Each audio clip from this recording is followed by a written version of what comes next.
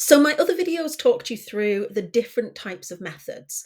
I talked through systematic reviews, questionnaires, interviews, focus groups, interventions, just to give you a rough idea of what those different methods look like. Your job now is to make a decision. What are you going to do? Now, it doesn't have to just be one thing. It could be a bit of a mix and match. It could be that you're going to do an interview, but you're going to start with a questionnaire. So you're going to do a big questionnaire and then you're going to do an interview of a small number of participants at the end. So maybe your questionnaire has got loads and loads of questions. You're hoping to get loads of people to fill that in. But at the end, it says, would you be willing to also participate in an interview? Give us these details if you would. And then you do an interview. Maybe you're going to do a big questionnaire to get loads of information, followed by an intervention. So, for instance, we had a study that was looking at canine interaction. So, how does interacting with your pet dog impact on your mental health? And there was a big questionnaire that loads of people filled in. But then that was followed by an intervention where we asked people to interact with their dog for 20 minutes and then we measured them on anxiety before and after. So, you can mix these things up. But what you have to think about is two really important questions. Number one, is this answering your research question? That's what matters. If you don't need a questionnaire and an intervention, and you don't need a questionnaire and an interview because actually you're getting enough with what one of them without doing the other to answer your question, then why are you doing it? Why are you wasting your time, your participants' time? There's no point. So you want to make sure that you're answering your research question. The second thing is, have you got time? It's a really practical question. You are on a course that has a limited amount of time to do this research study. You need to really think about what is feasible in the time that you have available. It might be the best research study in the world you've come up with. It's fabulous, but it's going to take you 3 years to do it. Or it's amazing and could be done in 3 months, but you're going to have to abandon all of your other work to be able to focus on it because it's so much work.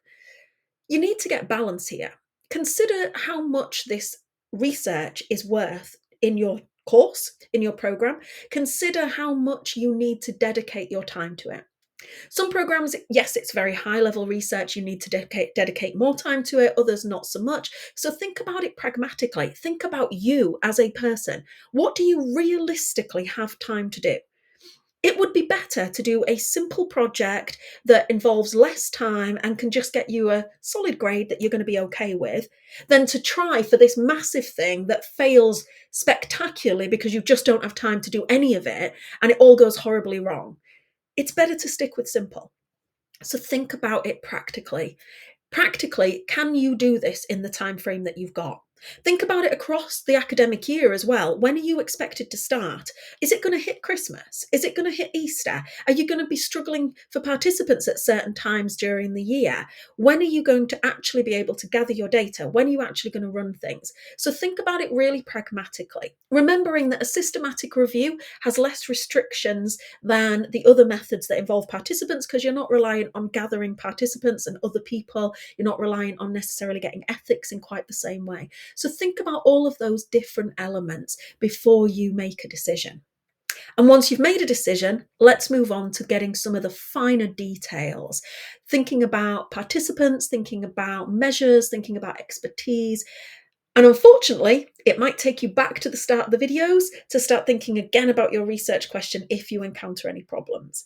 Likewise, when you're deciding on your method, if you think, actually, none of these methods is going to answer my research question, maybe you've got to go back and change your research question.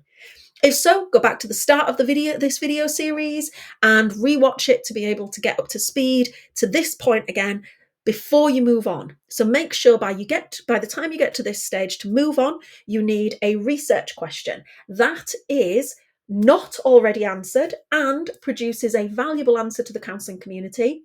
And you need a method that will answer that question and is feasible and practical for you to do within the time that you have got.